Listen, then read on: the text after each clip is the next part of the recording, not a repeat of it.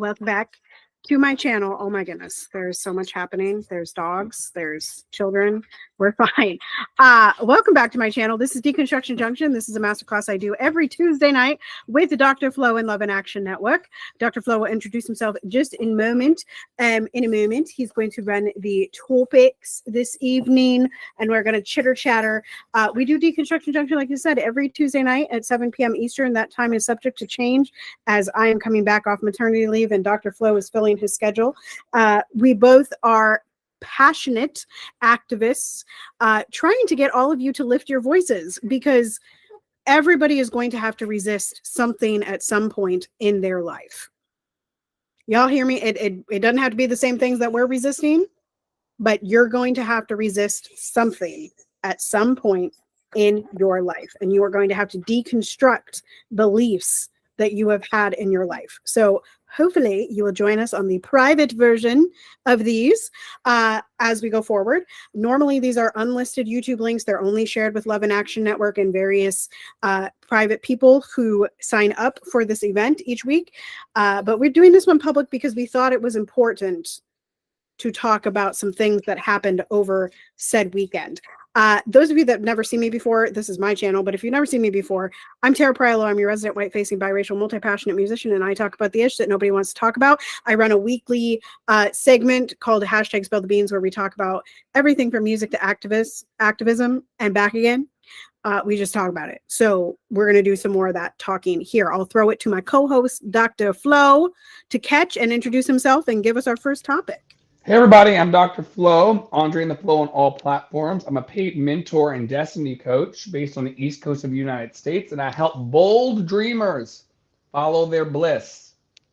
So if you're out there and you are wanting to increase your boldness, or maybe you feel bold enough to reach your next dream and you need some help and support, I do paid mentorship and coaching, and it's a joy to be able to share knowledge with the world and be able to connect here tonight. So thanks for tagging along. Tonight, we're going to deconstruct a few things, starting with the Trump quote unquote shooting. Some of you have been following the story. There was, I'm going to call it an alleged attempted assassination on former president of the United States, Donald J. Trump. And there's been lots of hysteria about, whether it was real or not. If it is real, a certain hysteria in that.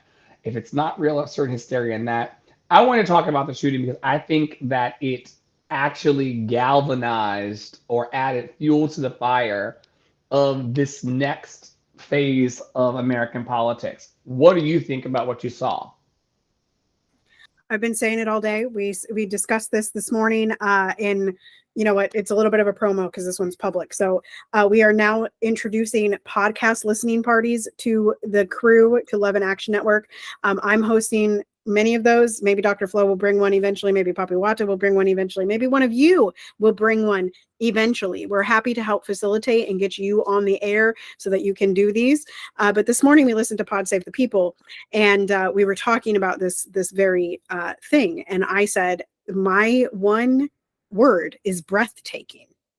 I am, even the more I dig, the more I read, the more I watch on the Tickety Talks, the more I watch on the Instagrams, the more I watch in newsrooms with Dr. Flo as we were co-working today, and the craziness that's happening. It's breathtaking. It's breathtaking. And, I said this morning, and I'll say it again, that Crutches and Spice said, it does not matter whether this was real or fake. It really does not actually matter. What matters is the communication. And she's got a communication degree and all that good stuff. And so I encourage you all to go follow her and watch her content on this, as well as Ziggy. And I can drop both of these in the description and the comments after we get off of here. But they're both communication experts, and they've both been talking about the communication around this and how it truly doesn't matter. Like, we can pontificate and we can, be talking heads for years on whether it was real or not, whether the pictures are photoshopped, whether, you know, he was actually hit by a bullet, whether the, you know, the poor soul that was shot by the Secret Service, you know, these things, right? We can pontificate, we can debate until we're dead, but it actually doesn't matter. And it's breathtaking. We found that in actual storytelling and the narrative of American politics, the truth actually is not essential to win. Correct. Does not matter. Has no, you know, has no standing in the court, as another case is happening with the Trumpicans. So I will retain that the shooting should remain in quotation marks. You know, alleged assassination attempt. That's all. That's it. Alleged assassination attempt. And we wish him well. We wish him good food tonight. Like, Right. you know, any other human. It's not personal to us. It's just be mindful, folks, that you're not drinking the Kool-Aid. Mm-hmm. That part. That part. Okay, so why did Corliss's granddaughter, in your opinion, trigger warning for those of you, we're about to enter into a space of the pod, or we're not in the pod, we're just entering into a space. We are live on the YouTubes. If you are here and you are not caught up on House of the Dragon, y'all, House of the Dragon season 2, episode 5.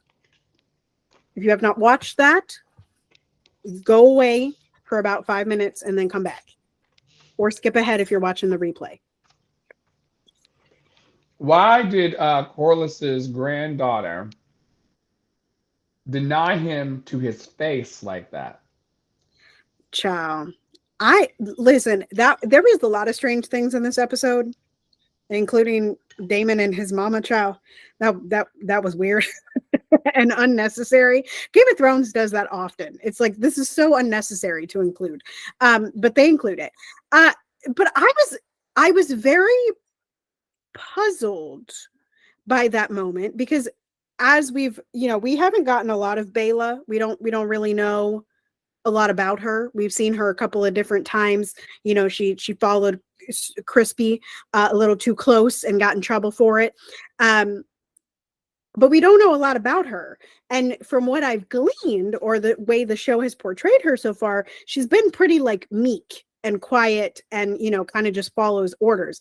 And so for her to say this in this moment of talking about her grandmother, Rhaenys, and Corlys really grieving, right? And she says something along the lines of, she didn't just die for you, you know, she didn't die to you. She has a whole family that it is very sad that Rhaenys is gone, right? And Corlys says, I'm going to hand down, you know, I'm going to give Driftmark to you. And she says, I am fire and blood, and Driftmark must pass to sea and salt. And to me, now the way they have this set up, and maybe the white people is ignorant, okay? Maybe the white people is ignorant. Maybe they is. But this is the part of the story where they're going to tell where all the black people went, because the black people is the sea and salt, and the white peoples are the fire and blood, okay? Because the white people is the Targaryens. Let us be clear, and let's be very clear that it was the sea and the salt that pulled him out of the sea for reasons that Princess Rhaenys knew but did not dare utter. Correct. She was scared of that more than she was scared of going into battle with a dragon. Correct. A big dragon. All right. Not bigger than sand and sea. Right.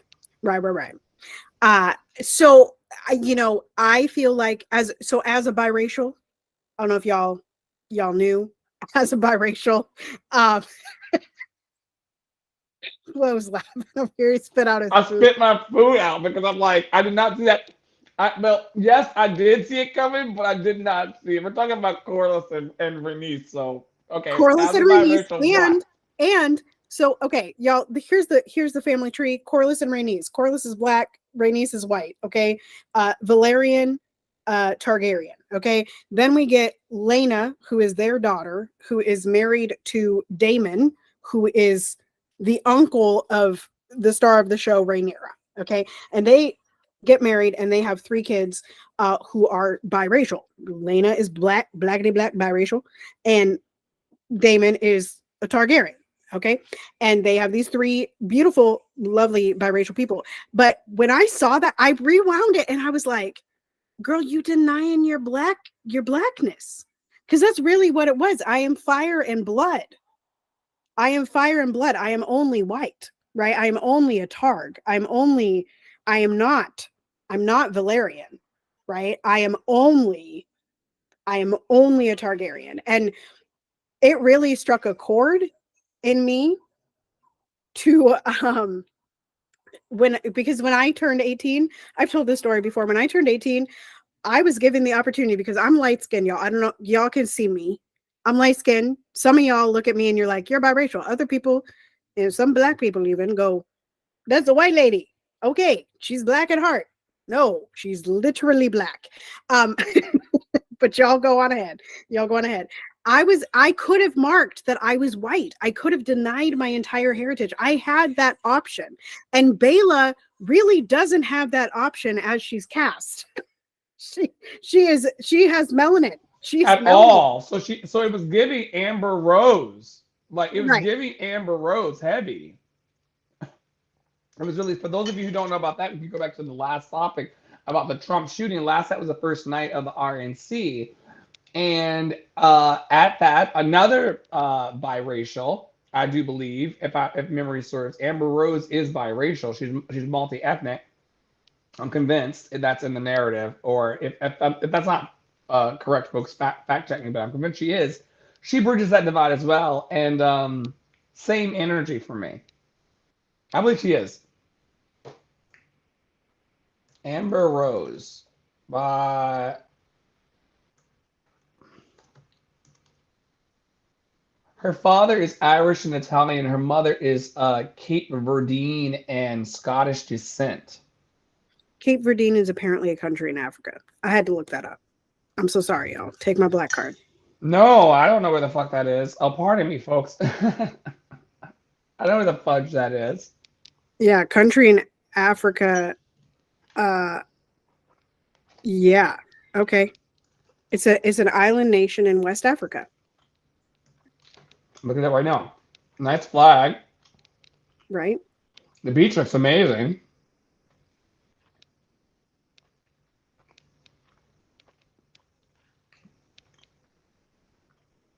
What language do they speak?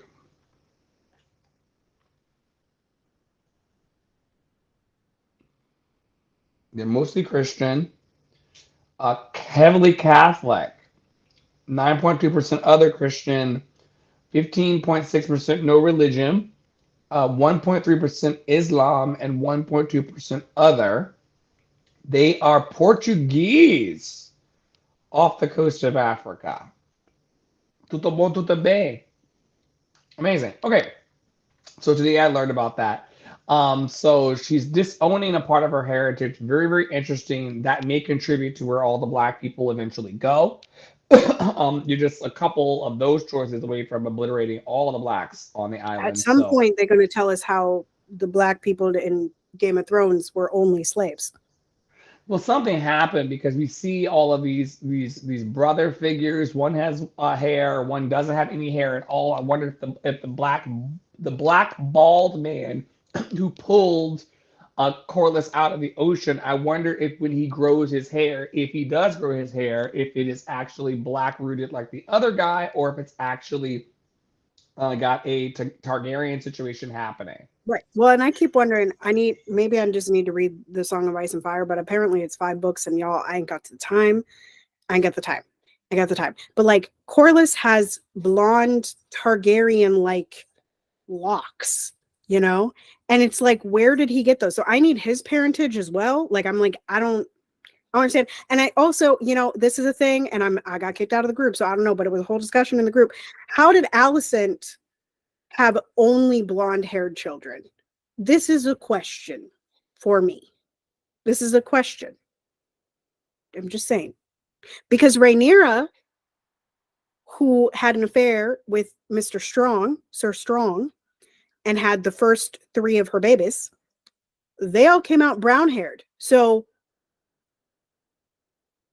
I'm throwing it out there, y'all, that they're telling stories about the blonde hair that don't make sense, which is why Ned Stark got killed. But that's, neither here nor there.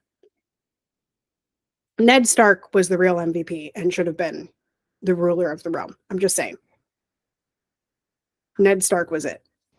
They put his head on a pike. They did. Okay, this concludes, I believe, our House of the Dragon. You may come back in and listen.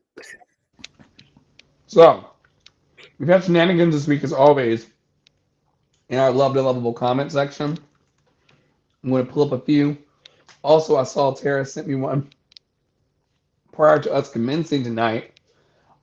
Someone said on the post, woman. Just the word woman. And I assume that that's related to my 1.4 million viewed post of the lady being mad as a motherfucker, which we adore. I'm going to head on over, if I can remember how, and I'm going to find this post and see what we can gather out of the bin of life. Someone last week said doing her black job quite well. Let me go and see if I can find some of the ones that are new. Only they get away with that. Now, if that were any other person, that would be all over the news.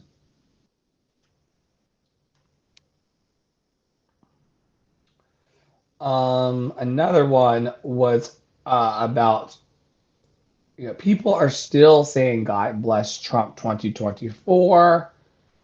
That, the reenactments of this alleged shooting are in poor taste. All of this, vitriol. And I wonder when people are going to understand that your thumbs are going to be useless soon when these things actually start hitting you at the grocery store and the gas pump. Or when something happens to you in your community and you're not able to protest or speak up because you're under, some would call what we're experiencing right now a political coup. Yes. Who did we hear that from? Was that Amanda? Yes. Amanda was talking about a political coup versus a military coup. Great. Yeah, I Yes. couldn't source it in my brain. I smoke a lot. Yes, I do believe it was Amanda. Amanda Seals, y'all, who we love and adore, and it's great. What was I going to say about that? Oh, I asked in my stories the other day. I said, all those of you that are worried about Project 2025, are you worried about it for yourself, or are you worried about it for the people that it's already affected? Because truth be told, Project 2025, the reason that a lot of people are scared of it is because it's finally something that's going to affect white people, much like the reversal of Roe v. Wade, right? Y'all remember all the uterus havers that were white finally coming and joining hands for a brief moment with Black women and people of color, because that was bad, right? It was a right taken away. And I think that this is another moment where Project 2025, people are realizing that, like, it's not about color. It's just what it is. And I said, it's giving, they came for me and no one was left to stand. It's giving, they came for me and no one was left to stand. And, I said it at the top of this, and maybe we'll post this on the podcast too, because we both keep saying podcast. But I think it is time that there is something in your life that you want to resist. There is something that you want to resist, whether that's coming from the national government, whether that's coming from a local government, whether that's coming from your neighbor, right? Or someone in your household. There is something that you want to resist, and we need to start talking about that. And your comments you know, I know, Dr. Flo, you've said that this 1.4 million viewed post has actually been a little overwhelming because, I mean, it's been like 3,000, 4,000 comments that have come through and a whole bunch of likes and shares and all this stuff. And, you know, the comment sections are going to become useless. Like we all, Dr. Flo talks about this all the time, kind of flippantly, but that we're all going to be talking heads on our own TV stations at some point, and we're really, comment sections are a great demonstration of talking past one another. Like no one is actually communicating there. And that is part of why Dr. Flo and I consistently try to pull people off of the algorithmic platforms and onto the non-algorithmic platforms, because discussion is not had on algorithmic platforms because people are just constantly just like going right past each other. It's like somebody makes a comment like woman and somebody comes back and is like, that's not a woman, that's a man, da da da da. And then it goes into like, you're so stupid, I'm so stupid. That does no one any good, right? It's constructed to fire missiles off into the space and not deal with an actual dialogue in the moment. You're meant to just walk away and come back later and see what's in your mailbox of vitriol. Right. Right. And to keep us down, right? I mean, social media is meant to tamp joy. You were talking about this, I think, the other day. And maybe it's not meant to, but the use of social media right now is to tamp joy and to make us all fear each other, right? To make us fear the opposite, to make us fear the things that, you know, well, we don't want to get shot, so we're not going to go to a Trump rally. Oh, well, we don't want Biden to get shot, so we got to clean up our language. You know, we can't fight anymore. The point is to make us fearful. And we must all find our joy. We must find our joy, which and we just spoke over it, so I'm not going to go back into it, but that was the section that you all just heard about follower and bystander culture, how to not stand by and allow all of these Project 25 fear mongering. He was on the roof for 90 seconds before we knew he was there. Types of gaslighting that's happening. How can you step beyond the gaslight and beyond the real versus imaginary type of thing that we're experiencing? This morning I saw, I'm not sure if you know Miss Netta from TikTok fame, but they put her face on top of Patti LaBelle this morning, and it was actually believable on X. Um, we may not be upstanding for our ideals and beliefs and goals and dreams as much as we should collectively as lovers of light and liberty and love.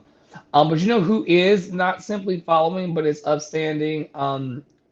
Elon Musk is pledging $45 million a month into a super PAC in the name of Trump. You know, you may not have 45 million a month, which is going to come from ad revenue and dividends off of that platform that we use, which released the access of all kinds of information into the mainstream there, which of course took their numbers up. He has 45 million coming in off of X, in parts and his other investments. So we may not have 45 million a month to invest into chaos and calamity, but we do have our time and the resources that we have.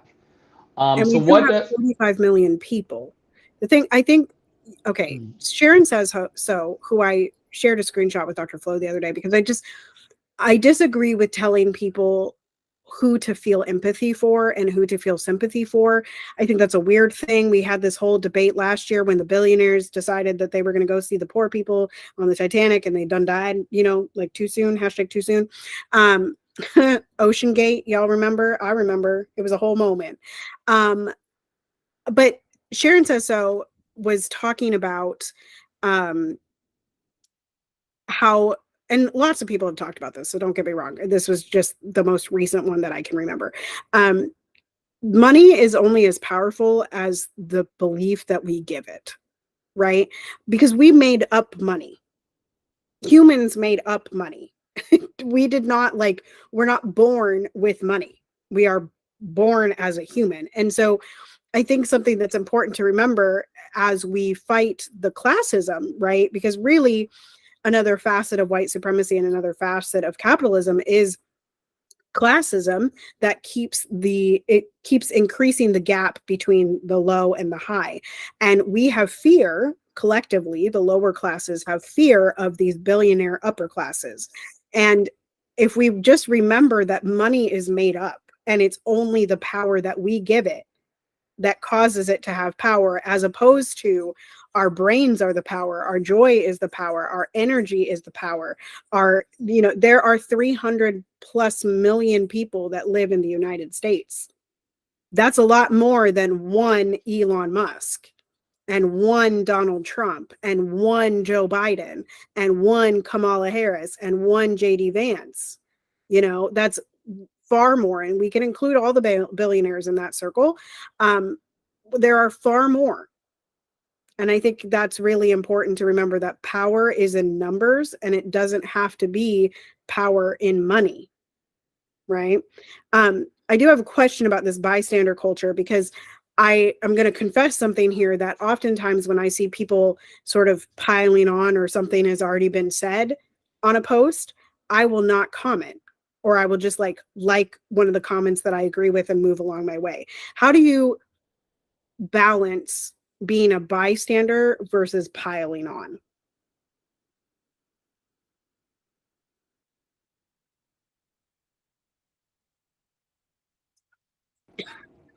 Um, And does it matter? I mean, for me, I like this comment section that we're talking about that has the 5,000 comments. There are probably 1,000 that are inward this, oh, she's, there's like classless. That's a common word that keeps coming up in people's comments. Classless. It's like, at what point does it become useless for those people to comment? I'm going to go back to one of your favorite trigger words in this community. It's called impact. And Impact. you have to make a decision in the moment when whether you're engaging it to pile on or to just walk away. Where your love power is best served. Some days it's going to be best served in the comment section saying right on, or that's ridiculous, because you need to also express yourself in that way so that you don't become a depressed person walking around thinking the sky is falling, even though it is falling onto some of us. Ceasefire now, by the way. That part. You know what I mean? But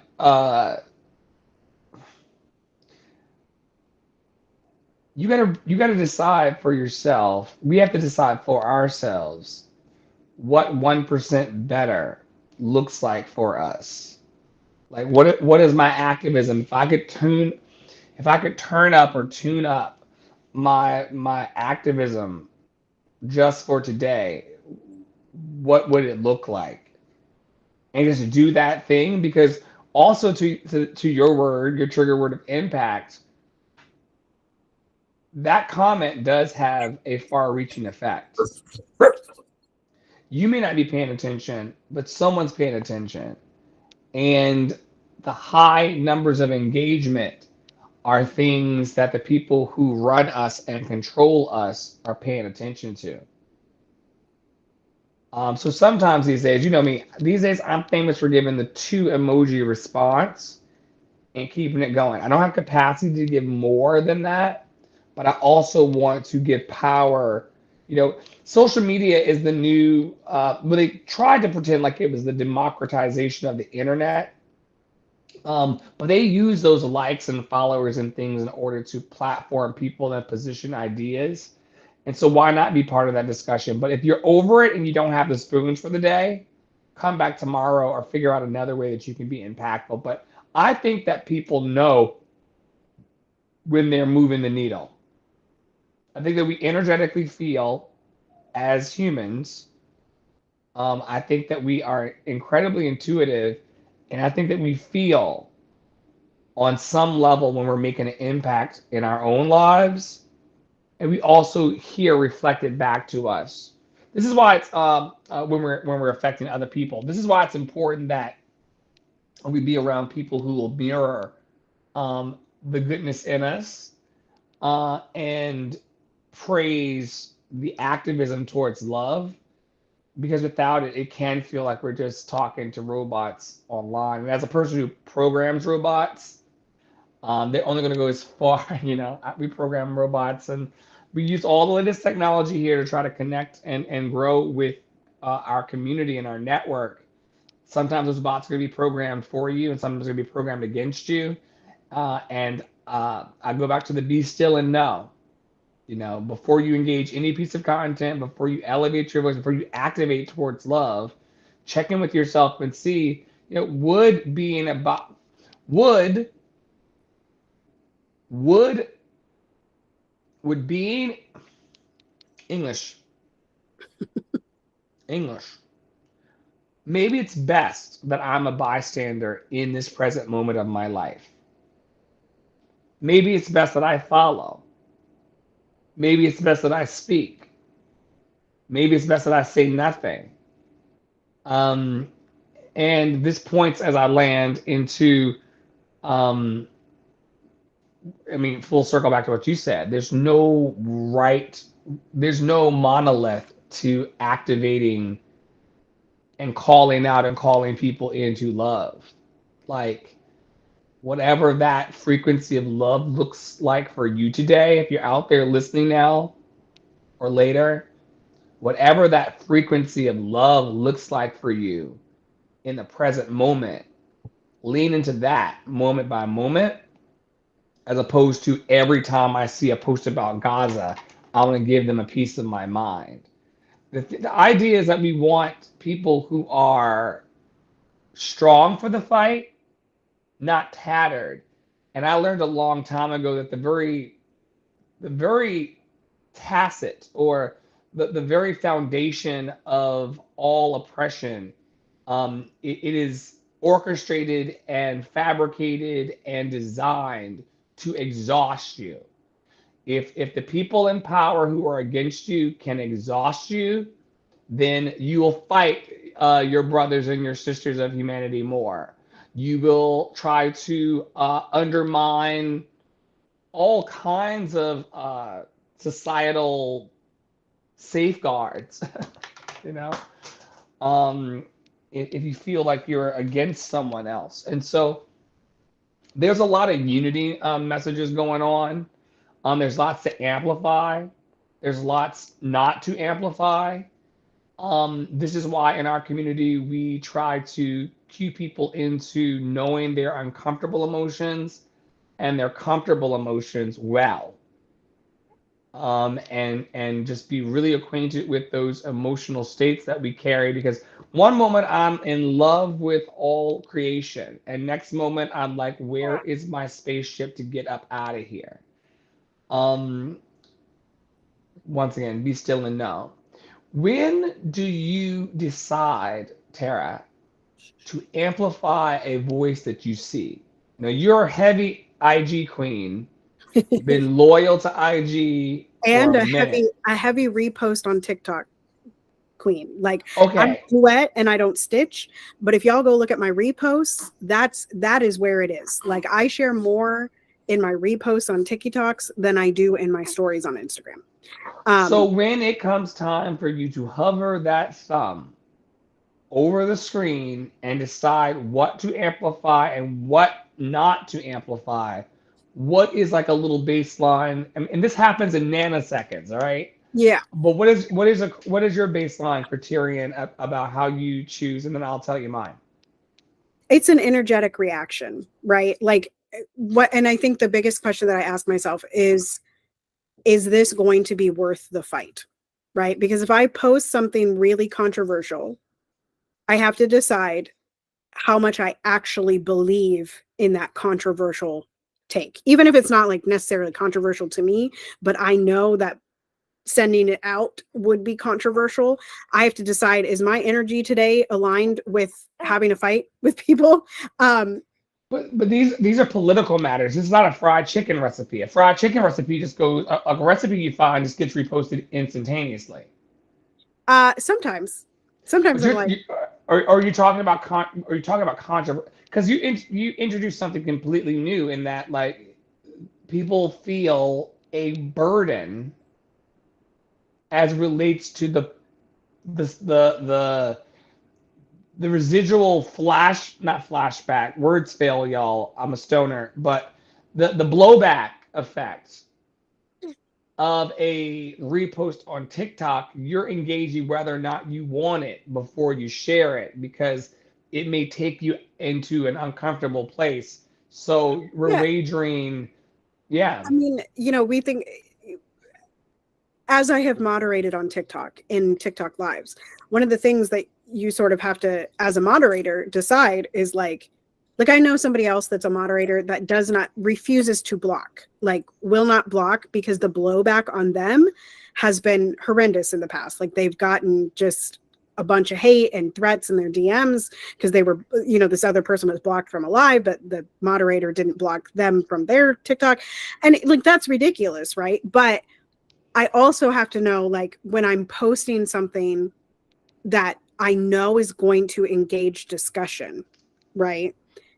Where are my spoons at to engage that discussion? And then the second question after that is, once I decide to post it, am I going to say my DMs are open, or am I going to put a question box up to continue to engage the people that are seeing this in my stories or seeing this on the reposts?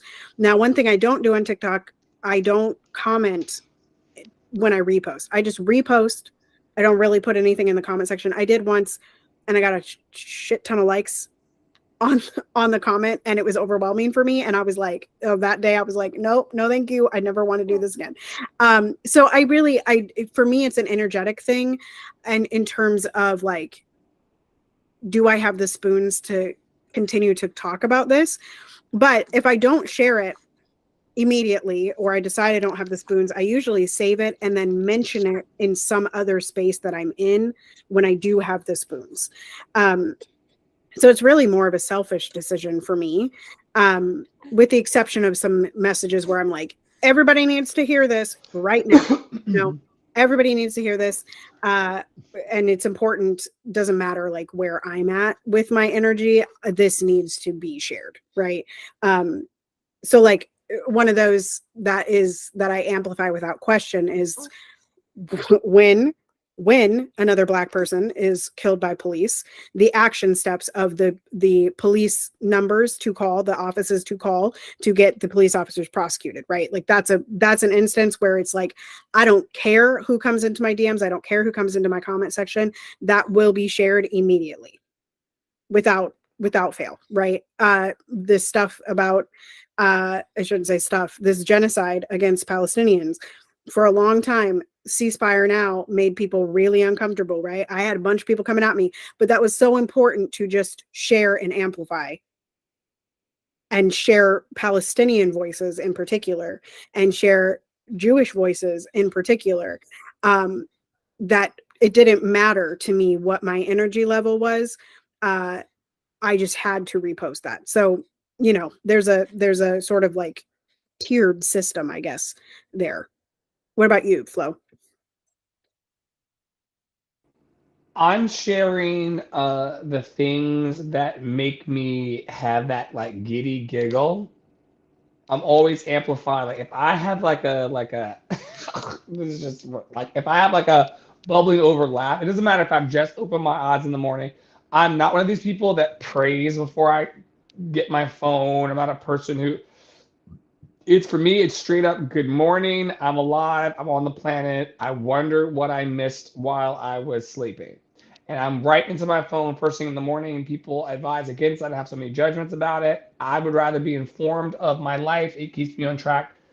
Usually because of the nature of our network, also there's an overnight party. Like Poppy Water woke up this morning and saw that Tara had joined the rain rooms in the middle of the night. It was like, what are they doing? So he came over for, well, he didn't come over, but he just saw it in his messages. Anyway, I'm checking on the community and the network and the kindling fire of joy that I built overnight here and first thing in the morning.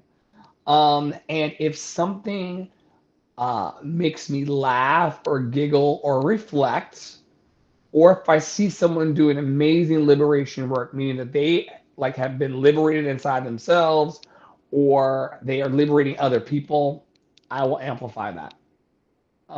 And working in Love and Action Network makes it easy because I'm usually circling those people already.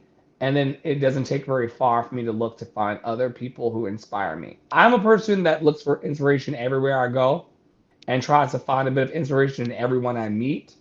And so it becomes very easy to amplify people. I think what I'm wanting to go to in the next level of my work and business is finding other amplifiers like yourself who want to then increase the fractal, and see how many people we can help. Like what's in the realm of infinite possibility and limitless thinking, how many people can we actually encourage, equip, and empower? Um, we see a last point. We see a vacuum in some of the healing spaces called churches.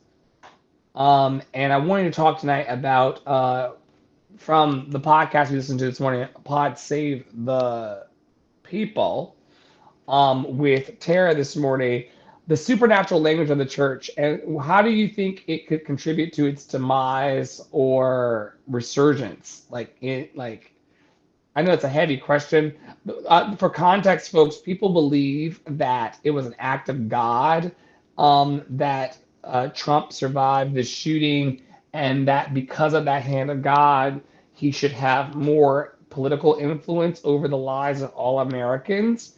And that type of anointed by God's supernatural spiritual language is in. I'll leave with my opinion. My opinion is it is that language in and of itself, and the hocus and pocus of it all, and the mixing of very harmful behaviors from Trump with a very spiritual ideal and ideology. I think that it makes the whole thing.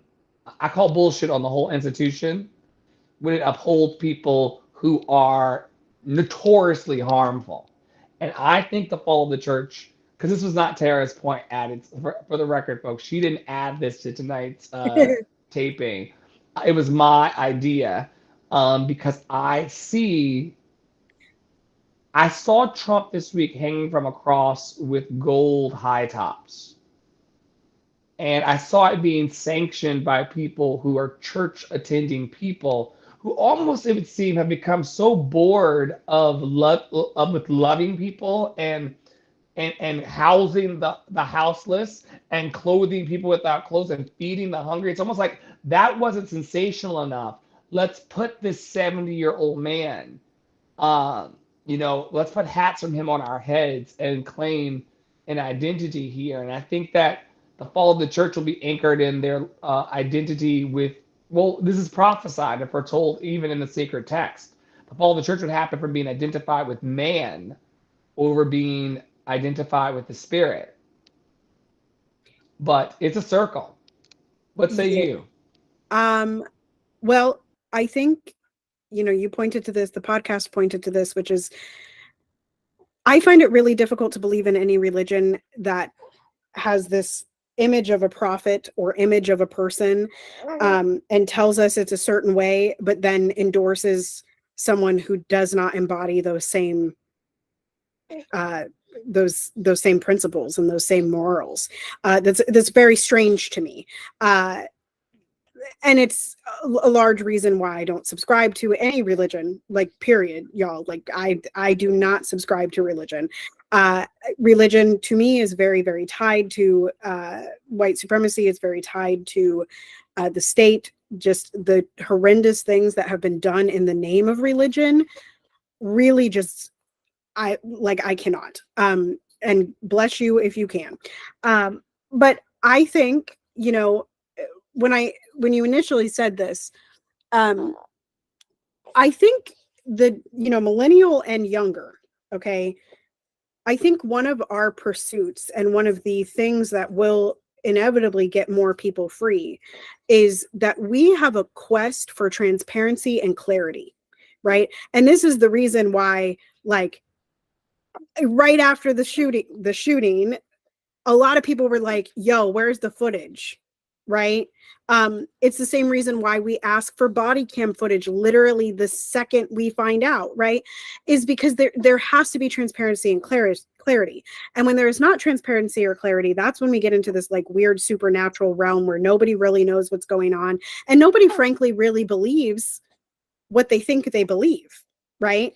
Because it's all so convoluted. And the way that the quote unquote darkness, to use language of the church, wins is by remaining in the dark, right? Is by remaining cloudy, is by remaining muddy, is by remaining making decisions in dark closed rooms where no one can really infiltrate, right?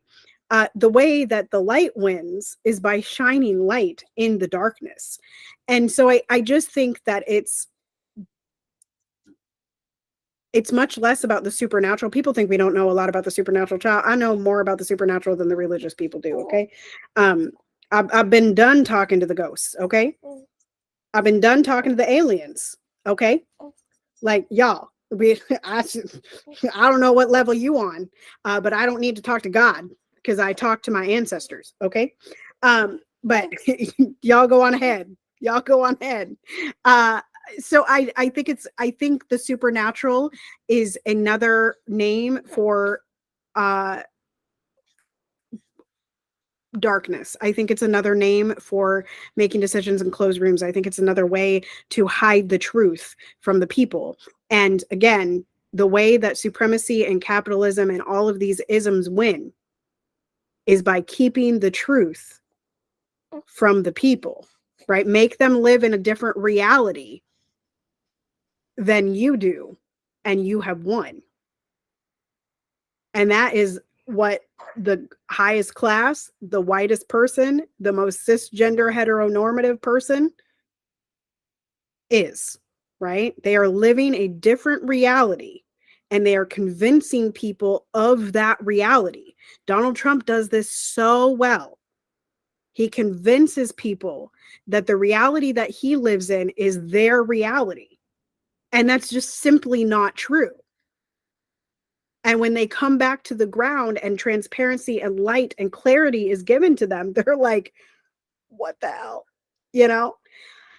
So that's, I guess that's my opinion on it, is that I think that all things are, I think the fall of the church will be in the radical transparency and radical clarity of millennials and younger.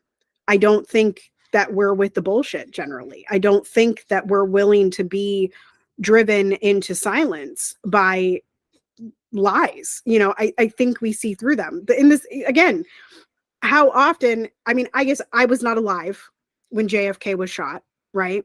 But I've certainly been alive during other political violence. And I have never quite seen, and they commented on this on the pod this morning, I've never quite seen a reaction to an alleged assassination attempt of a world leader, right? Because never forget, he's a former world leader, but he's still a world leader. I've never quite seen a reaction to that be, was it real? Or was it staged? In the majority of the population that I was following, right? I have never seen that kind of reaction, ever. And so that to me says a lot about where we are in terms of moving towards the clarity and moving towards the transparency. And while there are still some stalwart people that want to believe that he is next to Jesus in heaven, right? He's going to be next to Jesus, the right hand of the Father, child.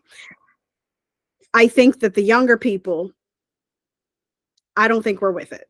I just don't. So that'll be the downfall. It will be the downfall because we want real and authentic over fairy tales and stories and things that go bump in the night for the purpose of coercion and control. We're just beyond it. As I always say, Toto has pulled the curtain and we see the people who are pulling the levers, and we're no longer afraid of the giant machine that's supposed to be the Wizard of Oz. We just know what it is.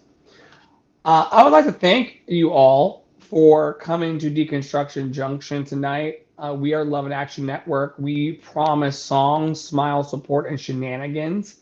The support part comes in the form of programs like Deconstruction Junction, where we just, we chose some topics tonight. I'm going to pull them back up so I can read them in order. We talked about the Trump quote-unquote shooting. We talked about Are You Not Seeing Salt from House of the Dragon. We talked about the shenanigans that are coming in our comment section and the ways in which that could be effective, ineffective, impactful, or lack impact. But that is really up to you to decide whether you're going to follow or bystand online, amplify or not amplify the messages that call to you. And if all of this conversation around Trump, for me, the presumptive president of the United States to come, how does this Venn diagram of a rising church narrative with actual church work being diminished and not flourishing?